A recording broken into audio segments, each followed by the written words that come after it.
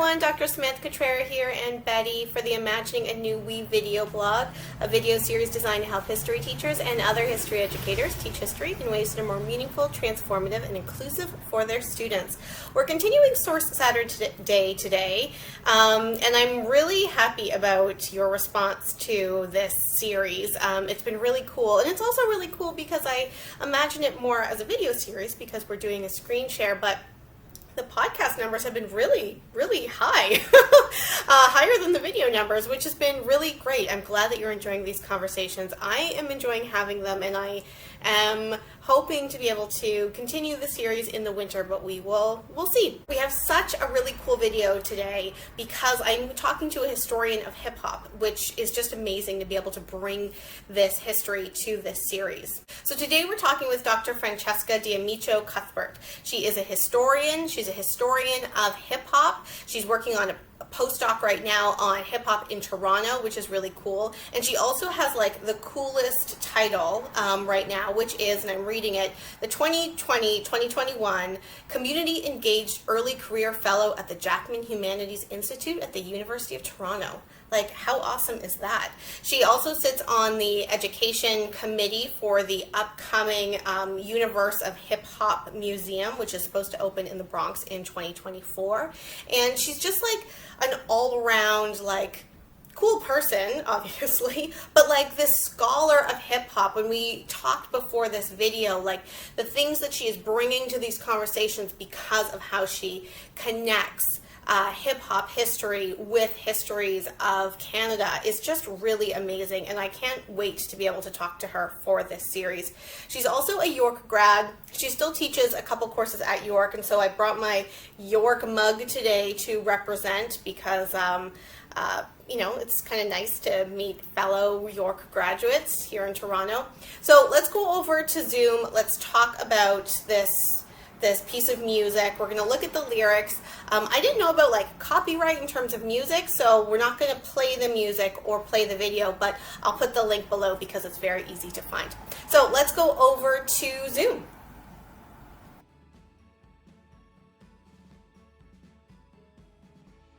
Francesca, thank you so much for finding time to talk with me today. I was saying in my introduction how excited I am for this primary source because it both demonstrates a primary source and a secondary source, but also like a primary source of a secondary source. Like I just love that we're able to cross a couple different genres here, and thank you so much.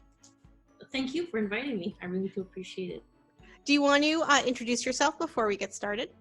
Sure. My name is Francesca D'Amico-Cuthbert.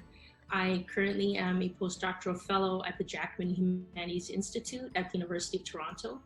My research focuses on the history of hip hop culture, in particular the history of rap music in both the United States and in Canada. And I'm also currently a member of the educational committee at the Universal Museum of Hip Hop, which is set to open in 2024 and is really one of the first places to commemorate the totality of hip hop culture across the globe. Okay, so why don't we get started talking about this source that you provided us. I'm really excited about it because it's from an album from 1991, if I'm correct, and 90s history in a lot of Canadian history classrooms often doesn't get a lot of time or space, but it's also just kind of very one-dimensional. Like, I don't think there is as much kind of effort being put into diversifying narratives of the 80s and 90s as there are like in World War II, for example. So first question, what is this source that you have provided us today? Sure. So this is a sound recording by MC, or the term that people are more familiar with is rapper, but MC Maestro Fresh Wes, who is a Toronto-based MC and is considered one of the architects of Canadian hip hop. And so this particular song was featured on his sophomore album titled The Black Tie Affair. And it was once Maestro had really come to fame already through his earlier material in the late 1980s. And the song itself features a vocalist by the name of George Banton. And as you mentioned earlier, the song was released in the early 1990s, but to a degree it commemorates or certainly discusses issues across the 1980s and early 1990s.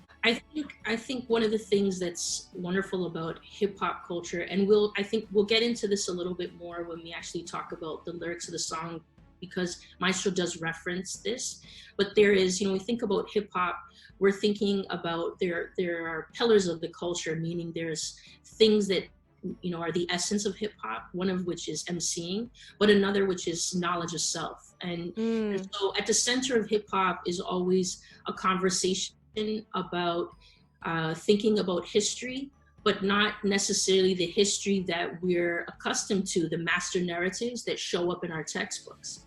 That one of the things that we can rely on hip hop for is creating a counter narrative, thinking about the story of history that is that most of us know of, and thinking and questioning whether that is all of what actually occurred. And so we can rely on hip hop for that reason. And so this perception that hip hop isn't a center of knowledge production, I think is really unfair to the artists themselves, because when we think about the history of hip hop, particularly in the late 20th century, these are young people that were thinking about their social worlds in relation to important historical transformations, one of which was the ramping up of mass incarceration and the practices that were so common to the carceral state. And so they were often thinking about what it meant to be the generation that followed the civil rights and Black Power era, what it meant to respond to their social, political, and economic context. These were young people who were constantly thinking about their social worlds, while of course doing other things like partying as an example, right? But that too, we need to think about expressing joy, expressing a sense of fun, of which was common, in the earlier generations of hip hop as much as it is to this day. That is also to some extent an expression of politics as well. So I think to say that hip hop as a culture is just an entertainment culture, an expression of the culture industry, doesn't necessarily give it its due credit for being a source of knowledge production, and to think of MCs as knowledge producers, as intellectuals, public intellectuals in particular. Yeah, that's great. Thank you so much for setting that context up in talking about these lyrics, because the idea about this as a counter story or a counter narrative is something I talk a lot about in this series, because you can just say, oh, let's look at this. Let's look at these lyrics when we're talking about 1991. It's another thing to say, let's let these lyrics shape what we are focusing on this term. Like, let's let it change and counter what we're doing, and not just bringing it into the fold of a master narrative. And like, when you say master narrative in this context, especially when, like right now, I'm still viewed as an SLAVE, like that notion of master narrative really hits in a different way when you tie it, for example, to the history of slavery. So let's go back. Oh, sorry. Yeah, sure. If I can interject, I think one of the great things about using hip hop in the classroom also is, one of the things that we tend to forget about hip hop history is that the authors of hip hop culture were young people. They were, kids who were in and around the same age as teenagers in high school. And so to think of these young people as those who generate knowledge is really important, to bring that element into the classroom, because it helps students understand that education is a dialogue, it is a conversation, that it is not just something that is kind of drawn down from the teacher, but that students can actually bring their knowledge into the classroom as well. And oftentimes it's a conversation that can, to some degrees, complement the knowledge that exists in the classroom, but also challenge, question, and critique it. And so I think it also is a way for us to empower young people, to remind them that they are powerful. They can come into the classroom and give something in that space as well. And so that's something that I always try to kind of bring forth and reinforce in my own classes, that hip hop is an example of young people taking a hold of their power in educational spaces as well as outside of them. Because oftentimes being in an educational space doesn't have room, purposefully doesn't have room for that type of power. Yeah, thank you. Thank you for that. So let's talk about these lyrics. I'm just kind of going down them, but let's kind of do a deep dive. So Sure. As a historian of hip hop, what do you read from this source? And I mean, I guess part of it is like, what do you hear from this source? But we'll just do with reading since we're just looking at lyrics now. Sure. What do you read from this source, both in terms of like what he's actually saying, but also like the things that you analytically pull from it? Sure. So I think if I am to think about the 1980s and the 1990s in the Canadian context, there are a couple of things that I think we can pull from this text that we can speak of in greater detail as we go through the lyrics, but some of which is to think about the way that this text reorients us away from some of the master narratives of the 1980s. So we might think about the 1980s as a decade of constitutional reform, for example, of thinking about the relationships of the so-called two founding nations of Canada, the British and the French. And to some degree, this particular text reorients us away from that narrative to think about conflict in the nation as involving more than the founding nations of the British and the French. So that's one of the first things I think the text does. The second thing is that it helps us problematize the master narratives of Canada as being a place that's supposedly welcoming, a place that's supposedly peacefully settled, as well as a place that's supposedly lacking in the circulation of white supremacist ideology and race-based thinking and hierarchies. I think the third thing that it does is, especially if we're thinking about prevalent narratives of the state at this time, one of which included thinking about Canada as a place that was anti-apartheid, a place that was anti-US involvement in Latin America. These particular narratives tend to reinforce Canada as a place that was both anti-imperialist and anti-racist. And what this recording does is, by recentering narratives of Black Canada and the way that Black people in Canada have been treated across the historical period, what it actually does is help us question whether that anti-racist and anti-imperialist narrative of Canada is actually true. Because the domestic story that we know of Canada tends to tell us something different. I think the second to last thing that this text does is that it certainly puts forward the presentation of the possibilities of Black and Indigenous solidarities, particularly through the questioning around what was at the time referred to as the Oka crisis in the early 1990s. And the last thing I think that this text does, and this is a really important element, I think, of the way that we create narratives of history, the myth making of Canada, is I think Maestro importantly helps us think about who is granted the privilege to be memorialized as a Canadian hero. And I think, specifically about people in the 1980s like Terry Fox. So what is it about Terry Fox's story that allows us to memorialize him as a hero, and perhaps other figures in Canadian history have not quite had that same memorialization? And so I think these are some of the key elements that this song helps us draw out as an example of counter-narrative. Yeah, I think that's really interesting. And I'm highlighting here about Edgerton Marcus, because that isn't someone that I am familiar with. Like, I don't really know a lot about sports history. That's not like my thing. But I mean, I don't need to actually know him to like know that this is a narrative that happened, because I can think of Olympic stars, for example, in the 80s and 90s that I know of, even though I don't necessarily like know them. And it's so interesting about the ways that this particular, like these lyrics go back and forth in time to like highlight the like continued erasure. Did you want to pull out any particular lyrics? I highlighted some in that first verse. Do you want to talk about any particular lyrics in particular? Sure. I guess we could start with, in the first verse, the lyrics, some of which here you've highlighted. The first is, as we scan this land we live in is plagued with racism, CANADA, Canada, I'm watching it decay every day. Young minds are being mentally crushed and mushed in thanks to men like Rushton.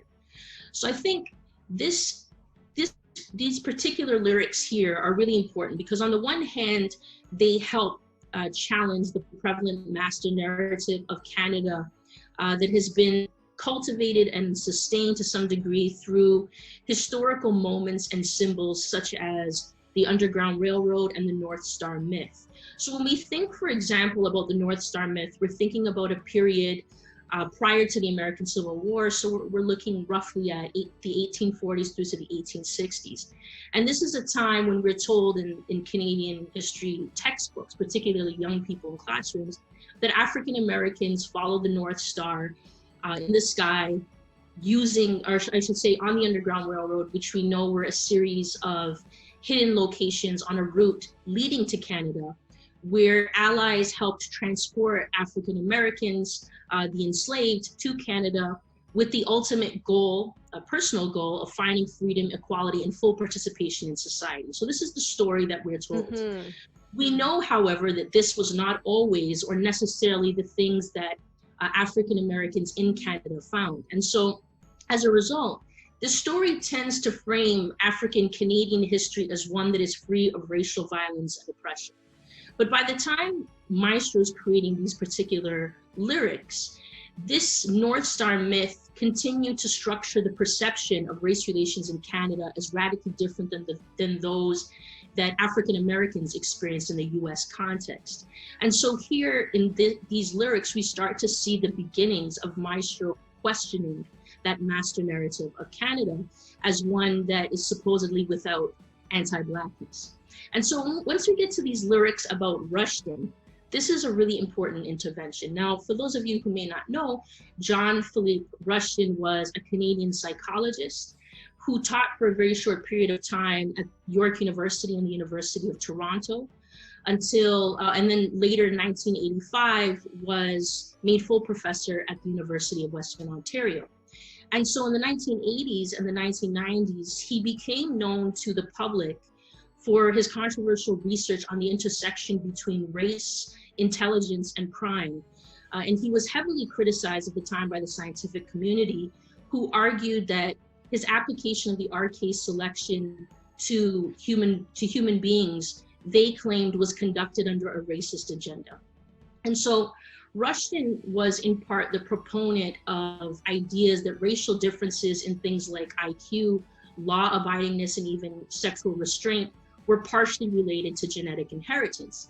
And so here, Maestro is using Rushton as an example to suggest that race-based thinking does exist in Canadian society, in this case in the Canadian Academy, as well as throughout the late 20th century as well. And so here's an example that counters the master narrative of Canada as one that is without anti-Blackness. Well, another thing about Rushton, for people who are interested, that in this past summer 2020, there were actually quite a few articles about his legacy at the university and about students, mainly Black students, although they're like adults now. That was a bad distinction, but like they graduated, like a decade ago, and like their experience in those classrooms. So if anyone is interested in that, another thing about that North Star narrative is that like we didn't have slavery, right? Because the North Star narrative often is like, and then Black people were able to come here and be free, but without recognizing that people of African descent had been here far before that time, and they often in early days came as enslaved people, right? So like I like how you're bringing up that myth and how it's kind of woven in here. Can I ask you a quick question? Do you think clan here should be a K? Do you think Yes, I think so. Yeah. So in this particular set of lyrics, where he says, "'Cause the clan also move in the great white north, we got to hurdle the system 'cause hate penetrates multiculturalism." Here, it's clear that Maestro is referring to the Ku Klux Klan, mm-hmm. who most people think, is an organization that is associated exclusively with the United States. Though if we look at the early history of Canada, particularly in the 1920s and the 1930s, the Ku Klux Klan actually had expanded their operations across the border into Canada. So we know, for example, that the KKK first appeared in Canada in 1921 in places like Montreal and West Vancouver. We know that the first registered provincial chapter was actually in Toronto in 1925, where Maestro obviously is based. And we also know that in Saskatchewan, where the Klan was perhaps most successful, they were actually able to defeat Liberal Premier Jimmy Gardner in 1929, in part because of the backlash that he received for a number of his anti-Klan sentiments and statements. And so one of the things that is interesting about the Klan's history in Canada is that, along with observing the same ideology that we see in the US, which of course was intended to attack communities such as African Americans, Catholic, Jewish, and migrant communities, the Canadian Klan tended to distinguish itself based on the fact that they imagine themselves as having the so-called duty of preserving both Britishness and Protestantism in the Canadian context. So they were already framing what they imagined to be true Canadian identity. And so this is, and even one of the ways that they did that in terms of the visuals is, there is, of course, when we think about the Klan, we always think about the uniform that they wear, this white cloak. But in the case of the Canadian Klan, one of the things that they used to distinguish themselves from their American counterparts is that right next to, or I should say opposite of the cross insignia that is characteristic of the Klan, they actually also placed a maple leaf, a red maple leaf, so as to say, we are the Canadian version of the Klan. And so they were very cognizant of having a particular agenda. I want to say that also, this term here, Great White North, which most scholars, in particular of Black Canada, are very familiar with. I think that particular term, which I find so interesting that it actually shows up in a hip hop record, because prior to seeing it in hip hop, as a graduate student, I had always been familiar with it as an academic term. And so it's so interesting that it shows up in a Canadian rap song. But when scholars think about that term, they often theorize it in two particular ways. And so the first thing that we think about when we're critiquing the Great White North is that it's a way in which people who frame discourses about and master narratives about Canada, it's a way to assert the dominance of whiteness as a cultural norm in Canada. And the second thing is that this narrative of the Great White North builds a sense of Canadian identity that is closely linked with notions of a supposedly untouched wilderness that is open for occupation. And so in a lot of ways, this narrative assumes a fantasy that Canada was peacefully settled rather than violently colonized through conquest and dispossession of land. And so this particular myth making is not just a term. We often see it in the images associated with Canada. So we might think about the images that circulated on our currency, on some of our older currency, as well the images that circulate through the work of the Group of Seven, for example, which tend to frame Canada as not simply an open landscape, but one that is snow covered. And so we see a reinforcement of whiteness through the snow, but also forests and lakes, all of which are, all of which I should say, racialized populations, namely Indigenous and Black communities, rarely appear in the settler landscape. So we just see landscape, we don't necessarily see people. And so thanks to the work of a number of scholars, Indigenous and Black Canada scholars, we have learned that this master narrative tends to advance the trope that Canada is not just literally and figuratively imagined as a white nation, but that it's also imagined as a place that's much more welcoming and peaceful than the United States, particularly when we're thinking about issues of race. And so then Maestro takes us to think about the present day, about multiculturalism in relation to these historical images. And so these particular narratives of the Great White North, the North Star myth, they make it possible for Canadians in the 1980s and the 1990s to really embrace the modern day fiction that is presented by the policy of multiculturalism, which isn't just a political policy, but it also translates into a social and cultural one as well. And so this policy of multiculturalism, which was adopted in the 1970s and the 1980s, is often framed as an indication that Canada is supposedly a place of acceptance and tolerance of difference and diversity.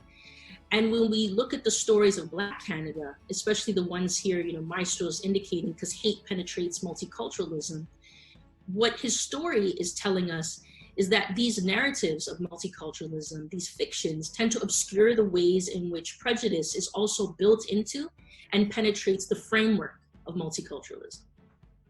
Yeah, so thank you so much for that. There's a few things I want to pull out that I think are just so important in this conversation because I also know just how common they can be in classrooms.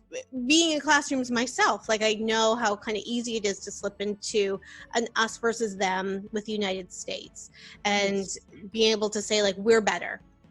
And there is a book that I can't remember the author right now. I want to say Sullivan, who writes about the good white and how good white people differentiate themselves from the bad white people, are to say bad white people are uneducated. They don't know. They talk about racism in these ways. We don't. We know it's bad. And so we're good white people. But what that does, the idea of a good white, is that you don't ever look at yourself and what you're doing and how you entrap yourself in whiteness, in white supremacy. And I think that we often do that with the United States, Canada. We say, oh, we're the good whites. We're the good whites. It's the Americans that have the problem. It's the Americans that have the Klan. It's the Americans that had the civil rights movement, this violent civil rights movement. It's Americans that had slavery, and that we really need to pay attention to how we use those discourses, because we get in the way from understanding the ways that racism frames Canada. And one thing I talk a lot about in my book, but I've talked a lot about in other videos, is while we can really celebrate Canada's diversity right now in whatever ways that looks like, it's really important to remember that Canada was never intended to be this diverse. In fact, Canada was created to be white. That was such a central lawmaking, policy-making bent for so long that those things are still embedded in our laws. And so we can celebrate diversity, but what we have to do is also remember how racism is entrenched in how Canada was created. And so when you say things like the Klan put a maple leaf symbol in the rest of their symbols that we often associate with the American Klan, that these are particular discourses that were used to be no, we're creating a new country, we're creating a particular country, our country is white, and that this is really important. And the notion of the Great White North, I think of this book, it's an academic collection on geography and whiteness, and that it's important for us to think about the imagery of so many things, like you said, the group of seven, because so many history teachers will say, and again, I can put myself, this isn't blaming, I know that this is something that often happens. So many teachers can say, Canadian students, students don't know Canadian history when they come into the classroom, but I've always said that they have an intuitive sense of who and what are important, and often it's not them, because they can see on the money, they know the particular iconography, and I think that we can do a better job in our history classrooms of breaking down those symbolic ideas of Canada, because as much as we can talk about Canada in 2020, this notion of the Great White North really still frames what I think we associate with Canada, this just vast, empty land. And what that does is really just annex us from colonialism, from anti-racism, and from the white supremacy that was built into our I want to say constitution, but it's not just the constitution. It's our policies and practices. Thank you for pulling. Sorry.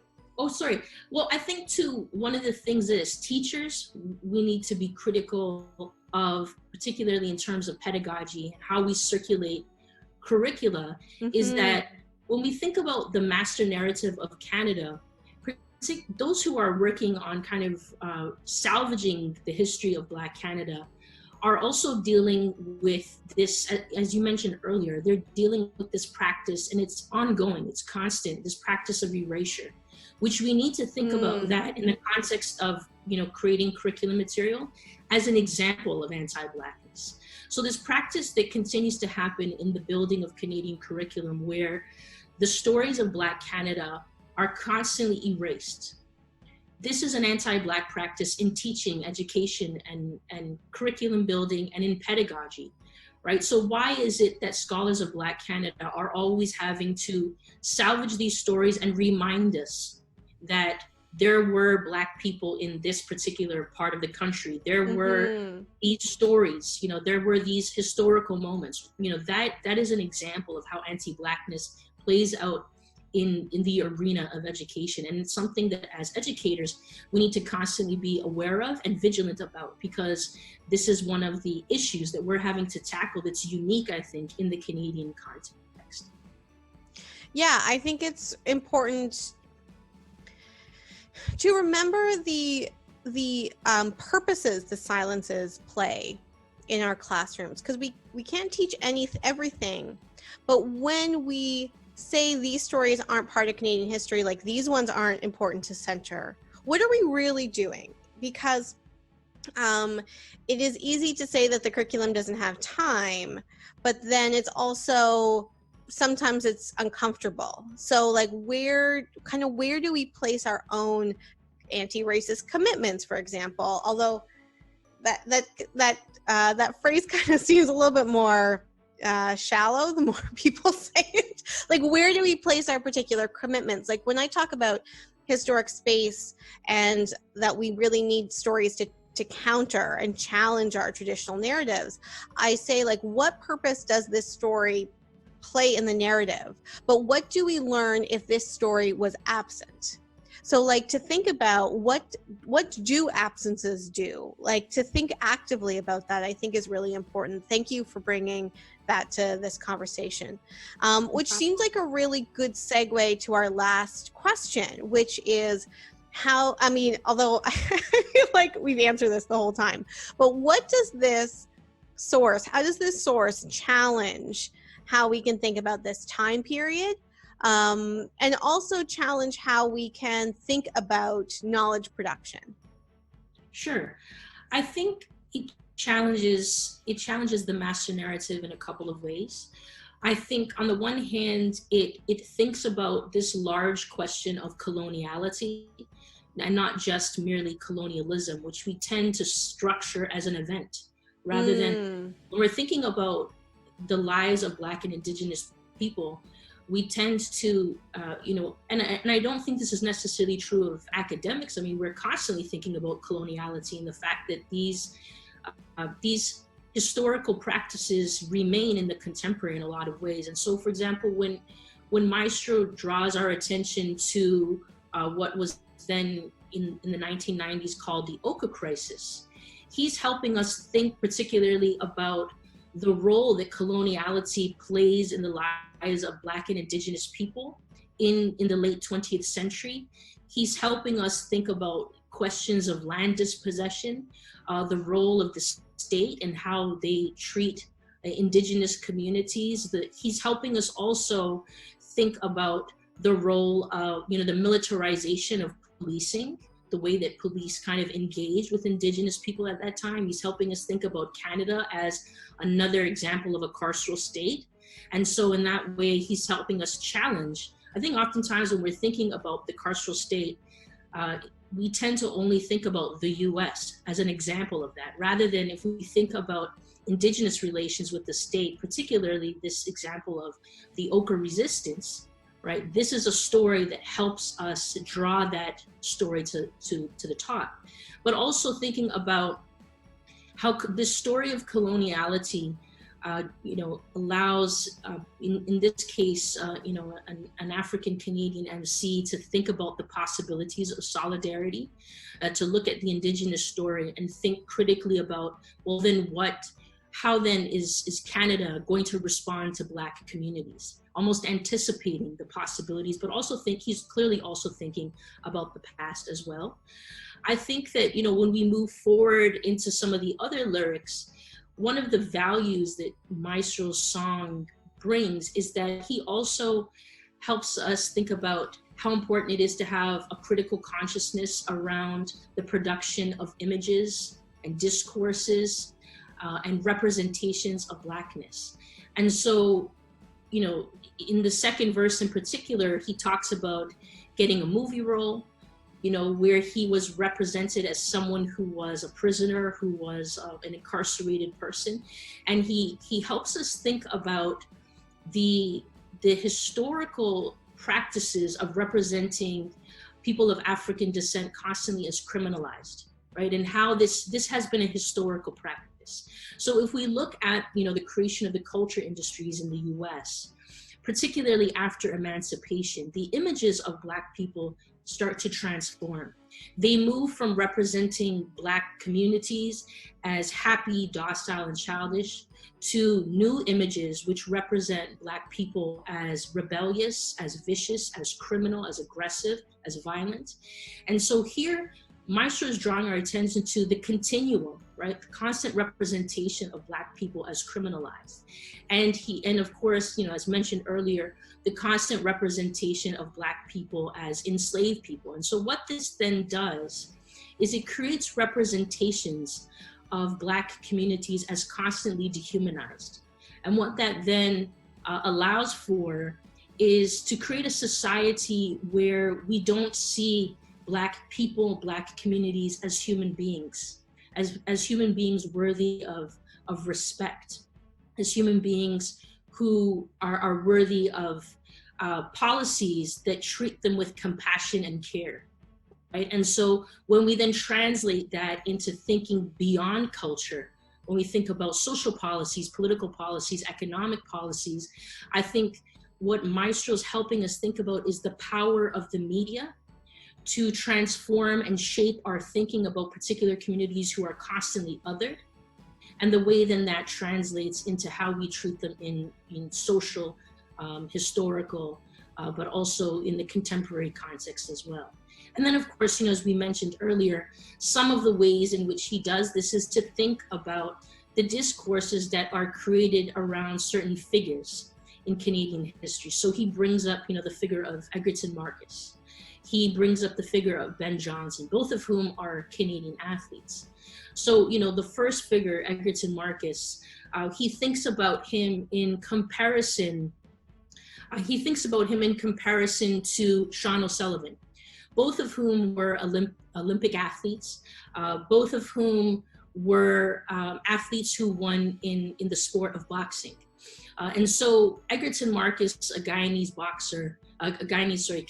boxer, who won a silver medal in the middleweight division in the Olympics, Summer Olympics, I should say, in 1988, is juxtaposed against this figure of Sean O'Sullivan, who was a white Canadian boxer who won a silver medal, the exact same medal, but in the light middleweight division 4 years earlier at the Summer Olympics.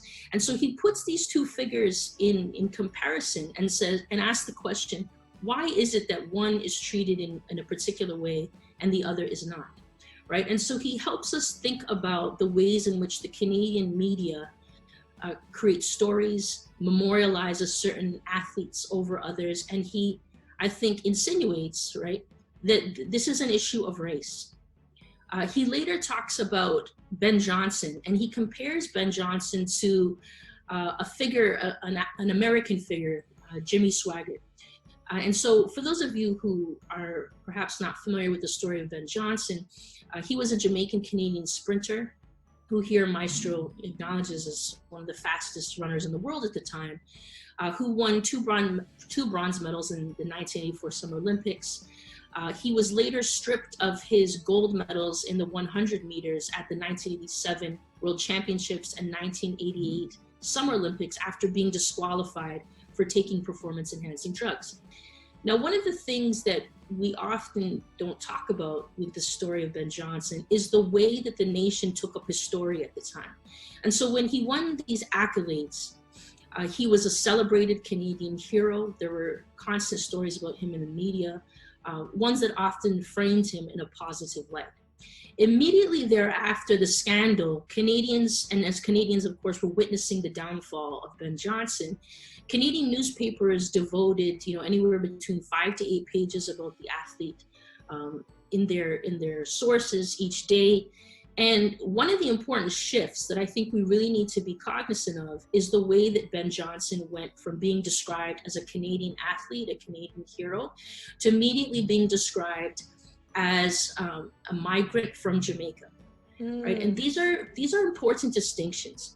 The reason being is, to think about the way that Canada immediately attempted to distance themselves by suggesting that he was an immigrant, but also when we think about discourses in Canadian media, the reference to a Jamaican ethnocultural identity has often been used to frame people in a negative way, in part because Jamaican identities tend to be closely linked in media discourse to criminality. And so to see this Canadian athlete, the discourse around him shift from one of being an embraced athlete to one that was disgraced and then distanced from Canada is an example of the way that anti-Blackness functions in Canada. And so then Maestro juxtaposes the figure of Ben Johnson against the figure of Jimmy Lee Swaggart, who some of you may know of. He was a very famous American Pentecostal evangelist who in the 1980s, in that very same decade, he was embroiled in a number of sexual scandals. And at the time, he was kind of temporarily defrocked, but eventually received, he received his show back. He was able to engage back in the culture industry. And again, Jimmy Swaggart being a white American, right? And so here we see issues of race, but the ways in which figures, popular figures, like athletes, like TV personalities, experience life differently based on race, even in instances where they have been, publicly disgraced, right? And so race is always at play. And so I think one of the more important things for young people to pull away from these texts is this issue of being very conscious of the way that media images circulate, the function, to question the function of these images.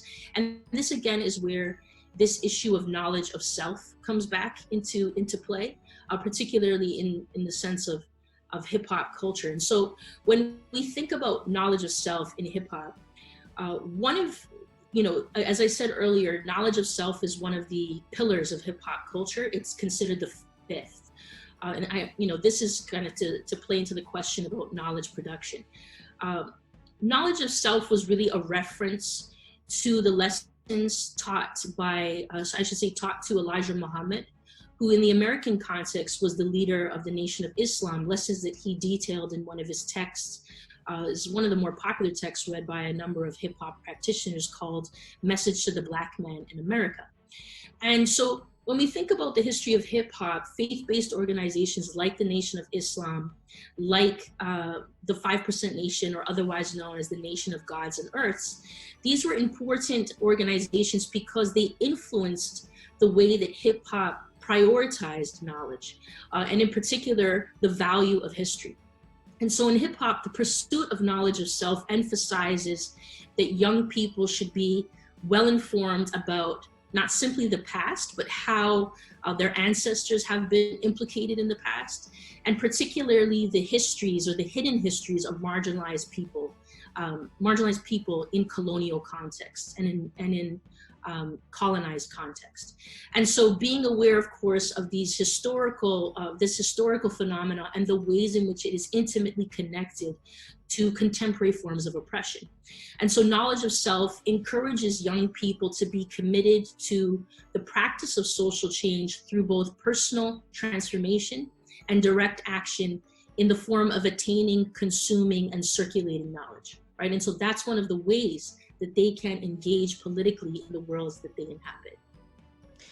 Francesca, this has been so wonderful. Thank you so much. And, for people that might be wary about bringing in sources that they aren't familiar with, like hip hop texts. I think one of these, like, I really like the way you ended on that, because one of the things that I think would be so great is just to ask your students, like, bring in some music and let's learn about it together. Like, you teach me about what you're learning from this. And like, you know, if you don't know who Rushton is, for example, like, you can just Google search it, but to really kind of co-create that learning in the classroom. So I just want to thank you so much for how valuable and interesting this has been. And I think that it's going to be really important for people to be able to think about, like, how do I want to bring this type of music into the classroom as a key source of learning, learning from and learning with. So thank you so much. Well, thank you for having me. And also, one of the things that I appreciate about our conversation is just the ways that I think it allows teachers then to kind of take the pressure off of themselves, to understand that learning, as you say, is a dialogue, that it is okay to come to the classroom and not necessarily truly understand a text like hip hop culture, but to understand as well that young people have the information as well. So instead of feeling that you have to know everything, which I think is one of the reasons why a lot of educators are afraid to bring texts like hip hop into the classroom, why not rely on the knowledge of your students and engage in a conversation and be open to the fact that teaching is as much about your own learning as it is about, you know, passing down knowledge as well. That is what's so wonderful about the pedagogical exercise. So thank you for having me and just for allowing us to have this really important conversation, because I think it will help a lot of educators take the pressure off of their own shoulders and make education something that young people can feel genuinely a part of. Well, and I hope that it introduces, I mean, people may have already known that hip hop is a great way to, there are elements in hip hop that people can learn from, but they might not know where to get started. And I think you brought in such really great things to kind of start that learning. So the link to these lyrics, as well as the music video, are below, and any other thing, Francesca, that you can think that a teacher might be interested in, we'll also put those links below. So thank you again. Thank you. All right, see you later. Bye. Take care. Bye.